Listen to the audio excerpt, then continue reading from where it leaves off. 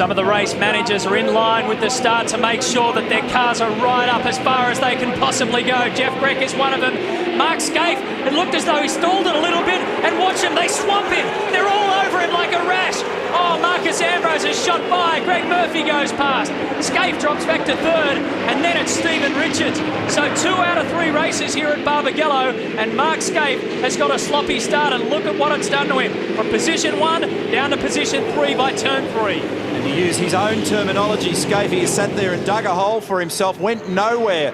So the car just bobbled at the start, and the 2 lead guys have bolted, and Craig Lowndes has gone off at the rear of the field at turn 4, right in the middle of the complex. That was an extraordinary start, as you mentioned. Dug a hole, Mark Scaife. He just sort of didn't go anywhere for a split second. And as you know, when you've got 32 cars on this grid, all fired up and ready to rumble, a split second can mean the difference between, in this case, position 1 and position 3 as they cross the control line for lap 1 of 42. Let's take you through the order.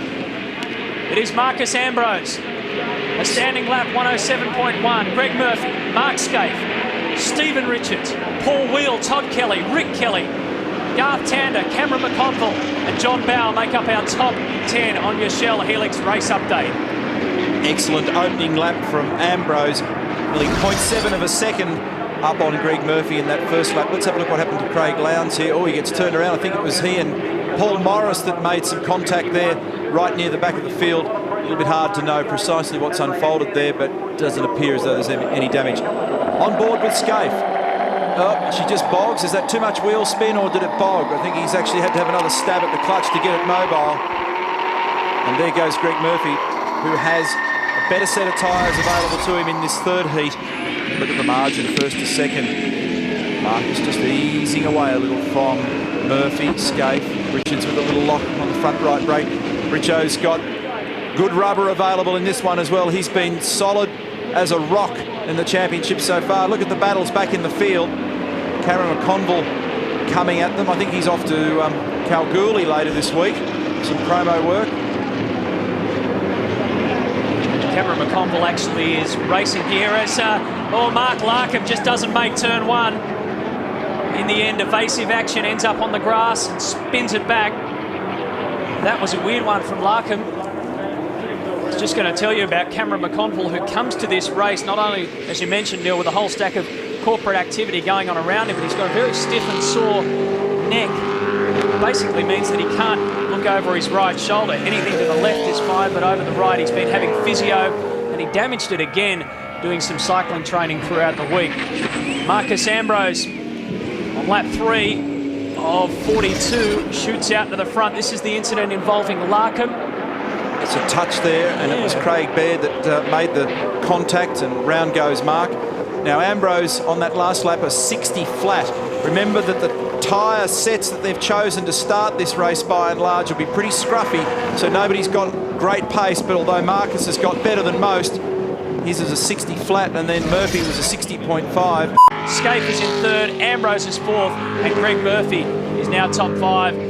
Goes down 1 position after race 2. Now what Marcus can't do for too long is spend too long out there at not a handsome lap speed, because if anybody out there on better rubber starts to pick up better lap speed, then this could be costly. But the Stone brothers are very good strategically. They know what's going on. Todd Kelly's the first man to go under 60 seconds at 59.46. Stone Brothers Racing did a cracker. Now Marcus Ambrose comes out. Will he get in front of Todd Kelly? Yes, he does. Kelly's been going like a rocket.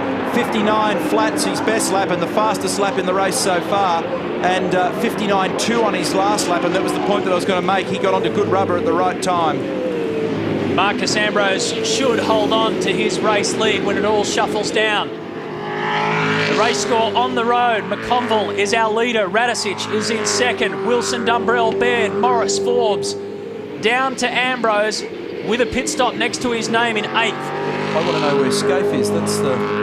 Well, Scaife's 2 back. Scaife will be behind Greg Murphy. Yeah, I just can't sight. What I'm getting at is I just can't quite sight him at the moment. So it looked like Mark may have been a little bit slower actually getting away. The actual jump, there it is. So that's a big margin. And that's by virtue of the fact that I reckon that the Stone Brothers stop was very quick. And it just looked like there was some hesitancy in Mark's departure. Greg Murphy all over his former teammate Todd Kelly at turn 6. Oh, all over him and touching him. Actually tagged him in the right rear. He realised that that trajectory that the HRT car was on was closing down on him. You could see that he tried to actually get out of the hole, but there was still a light touch.